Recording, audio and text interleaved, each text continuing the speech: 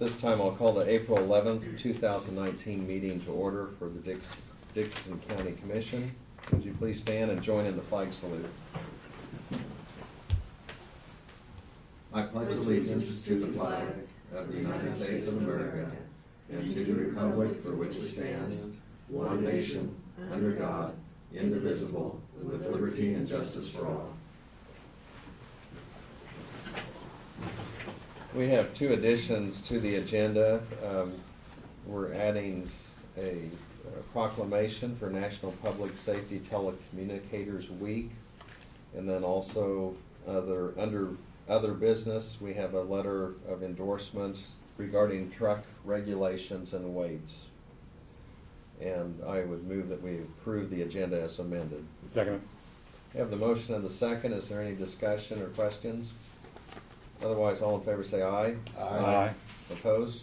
Motion carries. The consent agenda includes the minutes of April 4th meeting, fund expenditures of $354,975.27, abatements of $2,447.06. I move we approve the consent agenda. I second it. We have the motion and the second for approval of the consent agenda. Any questions? Otherwise, all in favor say aye. Aye. Opposed? Motion carries. Commissioner comments, Craig? Yeah, next Tuesday I'll be heading to Gary County for a community advisory board meeting. They're at their noxious weed department. That's all I have. Okay, Ron? And I don't have anything. Okay, and the only thing I have is on April 15th, Tax Day. We also have a meeting in Salina for Central Kansas Mental Health, and I'm on that particular board. I will mention that there was an article in last night's paper, and it had to do with, or the other night's paper, on suicide prevention, and told some of the work they're doing within the high school and so on. And that's actually through a grant that was facilitated through Central Kansas Mental Health, that particular board. And so they're doing a lot of work, not only just Abilene, but the Dickinson County schools. And so it's a good partnership for a serious issue as far as mental health issues and suicide. Okay, we'll go ahead and move on to proclamations, and I'll go ahead and take this first one on the National Public Safety Telecommunicators Week. This is April 14th through 20th, 2019. Whereas emergencies can occur at any time that require police, fire, or emergency medical services, and whereas when an emergency occurs, the prompt response of law enforcement officers, firefighters, and medics is critical to the protection of life and preservation of property, and whereas the safety of our law enforcement officers, firefighters, medics is dependent upon the quality and accuracy of information obtained from citizens who telephone the Dickinson County Emergency Communications Center. And whereas public safety telecommunicators are the first and most critical contact our citizens have with emergency services, and whereas public service telecommunicators are the single vital link for our law enforcement officers, firefighters, and medics by monitoring their activities by radio, providing them information and ensuring their safety. And whereas the public safety telecommunicators of Dickinson County have contributed substantially to the apprehension of criminals, suppression of fires, and emergency medical treatments of patients. And whereas each dispatcher has exhibited compassion, understanding, and professionalism during the performance of their job in the past year, now therefore be it resolved that the Commissioners of Dickinson County declare the week of April 14th through the 20th, 2019 to be National Public Safety Telecommunicators Week in Dickinson County in honor of the men and women whose diligence and professionalism keep our county and citizens safe. I move to approve the proclamation. I'll second that. So we have the motion and the second to approve the National Public Safety Telecommunicators Week. Any question or comment? All in favor say aye. Aye. Aye. Opposed? Motion carries. And we have Russ Wilkins with us today, so Russ will present this to you. but also, would you wanna maybe provide us with some comments as far as some of the Sure. work and what goes on behind the scenes, that maybe wasn't covered in the proclamation? For the most part, your dispatchers are the unseen heroes of the first responder community. Everybody talks to them on the phone, but, you know, they don't show up on scene, so they're not actually seen doing the work or helping the patients or transporting or arresting the bad guy or whatever. But behind the scenes, it's a very busy place, and we do a lot of good work over the telephone. We save lives, we provide CPR instructions, emergency medical services before EMS is on scene. And it takes a lot of training, a lot of dedication, sometimes a lot of patience. But we have a fabulous staff downstairs right now. I couldn't be happier with them. They all love their jobs, they love what they do, and as long as I can keep them happy and trained, I think we're in good shape. I would think cell phones would help facilitate some of that, but it also creates a situation you might get several calls just on one incident, so. Oh, yeah. I mean, how do you handle that, or is that a, We handle that through prioritization. You know, an example is the other day, there was a pretty bad wreck up around 281 on the interstate. We had a lot of calls, a lot of different RPs. Of course, you know, everybody's got a cell phone in their car with them now. So you kind of have to prioritize. You get the names of the person reporting it and what they've seen, what they know, and you just move on to the next one. So by the time EMS gets there, we've gathered enough information, and we know how many people are hurt, or if there's anybody trapped, any vehicles on fire, or anything like that. So it works pretty good so far. okay. Well, I'll let you come up here for a photo op, and, Well, I was looking forward to that. Thank you. or would you wanna do both of us at the same time? That'd be fine. And then you can identify which one they're for. So why don't you Take- come on up here? Yeah, Sure. Mike. yeah. Well, you can take one, you wanna do one, then the other, give you options. Yeah. Okay, get me the glasses going straight. Who am I looking at, Kathy or Brad? Yeah, I was gonna say. Yeah.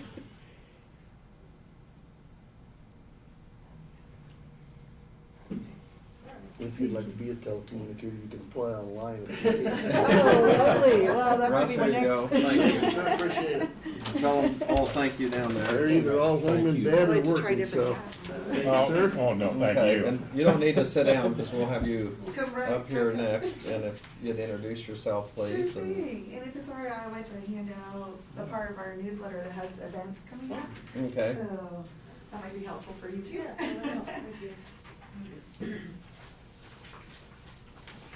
Here you go. We just started bringing these to the meetings, so we thought, oh, we should send that Ridley next time. So there you Okay, go. thank you. Thank you. Here you go. Excellent. Thank you. Okay, so, yes, I'm Sheila Beesman, and in the past I've been a different kind of advocate. I'm now the sexual assault advocate. I think I've presented it under that term before. We're still excited to be working with the community of Abilene and, well, Dickinson County in general, so we appreciate this time to be able to come and read this proclamation. So to the people of Dickinson County, greetings. Sexual Assault Awareness Month calls attention to the fact that sexual violence is widespread and impacts every person in our county. The goal of Sexual Assault Awareness Month, otherwise known as SAM, is to raise public awareness about sexual violence and educate communities on how to prevent it. Rape, sexual assault, and sexual harassment harm our community, and statistics show 1 in 5 women and 1 in 67 men will be raped at some point in their lives. Child sexual abuse prevention must be a priority to confront the reality that 1 in 6 boys and 1 in 4 girls will experience sexual assault before age 18. On campus, 1 in 5 women and 1 in 16 men are sexually assaulted during their time in college. The theme of this year's Sexual Assault Awareness Month campaign is I Ask. The campaign champions the power of asking for consent, whether it be asking to hold someone's hand, for permission to share personal information with others, or if a partner is interested in sex. Consent is clear, concrete example of what it takes to end sexual harassment, abuse, and assault. The goal of the campaign is to empower everyone to put consent into practice. I ask is the statement by which individuals will demonstrate that asking for consent is a healthy, normal, and necessary part of everyday interactions. The Domestic Violence Association of Central Kansas, DVAC, is Dickinson County's local victims advocacy and services program for people in our community who have had sexual and/or domestic violence inflicted upon them. Dickinson County joins advocates in communities across the country in taking action to prevent sexual violence. April is Sexual Assault Awareness Month, and each day of the year is an opportunity to create change for the future. Now therefore, Dickinson County Board of Commissioners hereby proclaims the month of April 2019 as Sexual Assault Awareness Month. Okay. Yes. I'll go ahead and make the motion that we adopt this proclamation. I'll second it. We have the motion and the second. Is there any other discussion? All in favor say aye. Aye. Opposed? Motion carries. And we have a copy for you. I might just ask you briefly if, Yes. because you serve this area, but We do. how do you facilitate if someone is a victim? Do they Yes. rely on someone to help direct them to you, or how do they find you, or how do you find them? Yes, there's multiple ways of finding us. We're in the phone book, we are online, dvac.org, dvack.org. People can like present at the hospital, to the police station, wherever, and those local agencies will often call on their behalf or have the system of calling us. We have toll-free number too, and I know it, and I apologize, it's not on here. But yes, if you, this is our website, but our local number is 827-5862.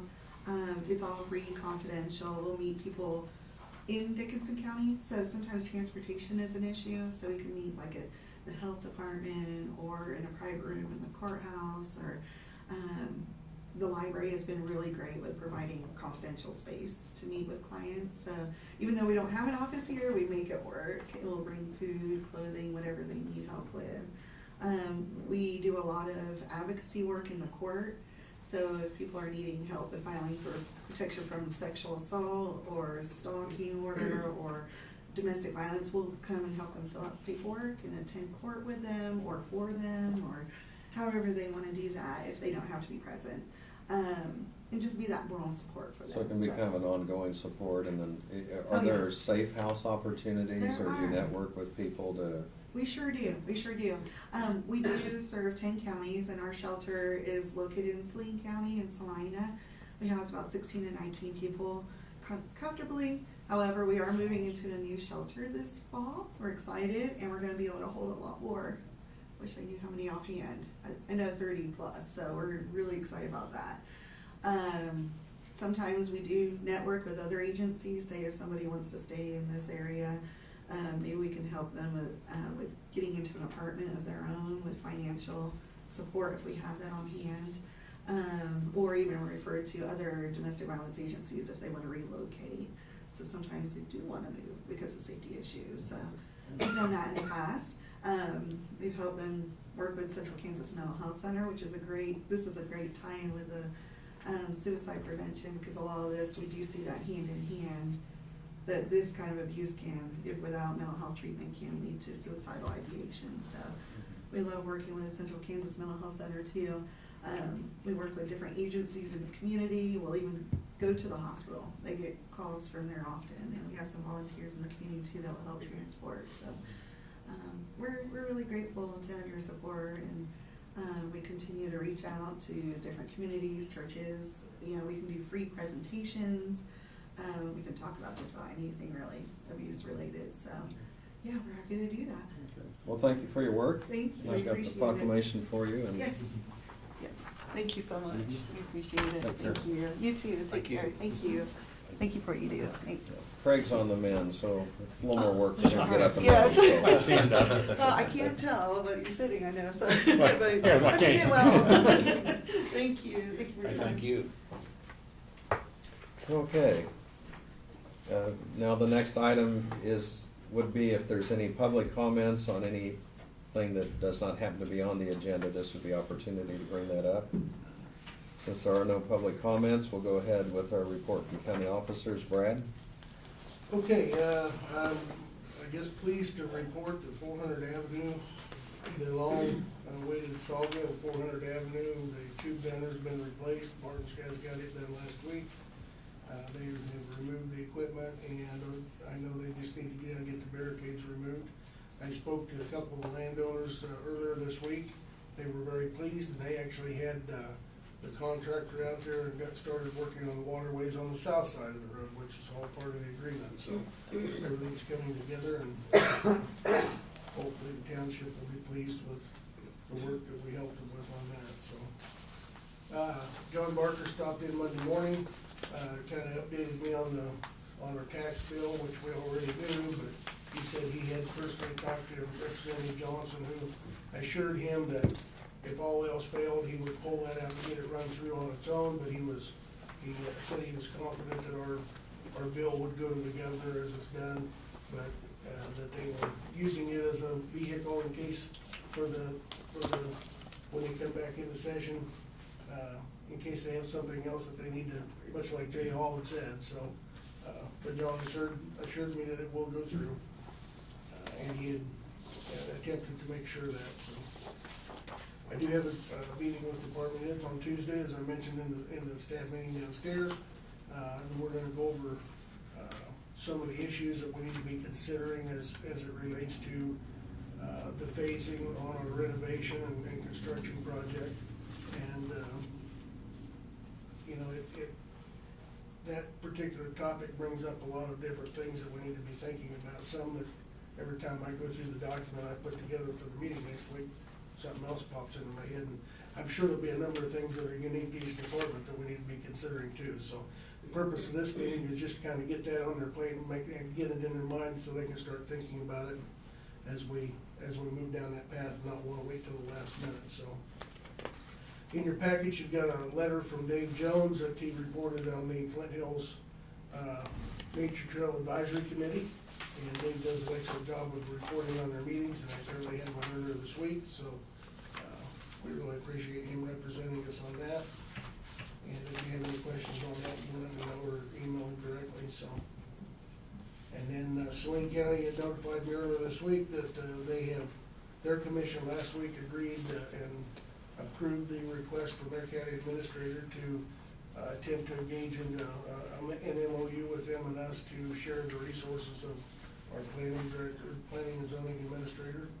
And so he and I have been communicating this week about that.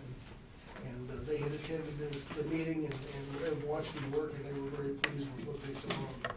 Thought that if we felt like if we work out, they would like to share those resources. So we'll be working on that with him to bring you back a final option. Then also, we purchased the E10 unleaded fuel earlier this week, and Robson got the bid, although it was really close, at $2.26 a gallon versus $2.27 a gallon, so. And the last thing I had that I didn't put on my note sheet was Vern had called this morning and wanted to express his appreciation.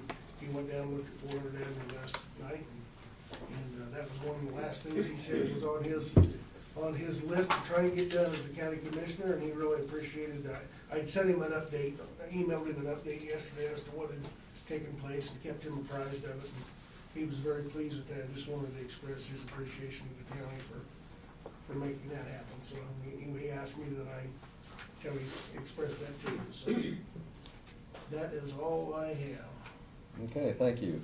Doug? No, nothing I can report. Thank you. Okay. On notices and communications, did have something from K-Work, and it's just their informational letter. Had a few items in here as far as safety is concerned. We also had a report from the clerk of the district court, and for our review just on some of the activity up there as far as fees. And that's all I have. Did anyone else have anything that they would have heard that they would want to bring up? Nothing on the computer. Or notification? Okay. Otherwise, we do not have any resolutions.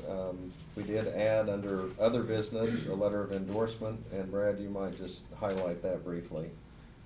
Yes, this is a letter that we had received from the Coalition for Bigger Trucks out of Washington DC. And it is a letter that's addressed to the 116th Congress of the United States, asking them to refrain from authorizing larger trucks than what are authorized on highways across our nation at this time.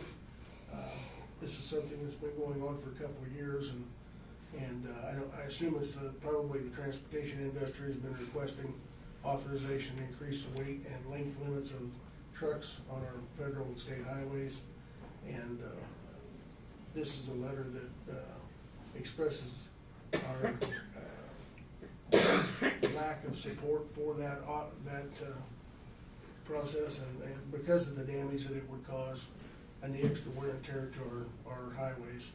Because if the feds authorize bigger trucks and heavier trucks, then those trucks also travel on our local roads, which are not built or designed for those extra weights. So by approving your endorsement, your names would go on the list along with hundreds of other city and county officials across the nation that have also endorsed the letter. So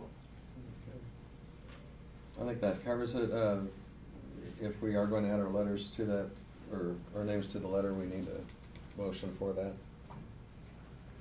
I'll make a motion to accept the large truck, comprise of not accepting that, large trucks on our streets and stuff. Okay. Second.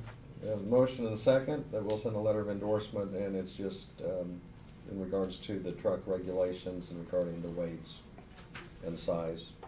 Any other comment or discussion? I think all of us realize transportation is important, but also infrastructure, so, it's one of those we have to work together. Okay, otherwise, all in favor of sending that letter, say aye. Aye. Opposed? Motion carries. I don't believe there's any other business.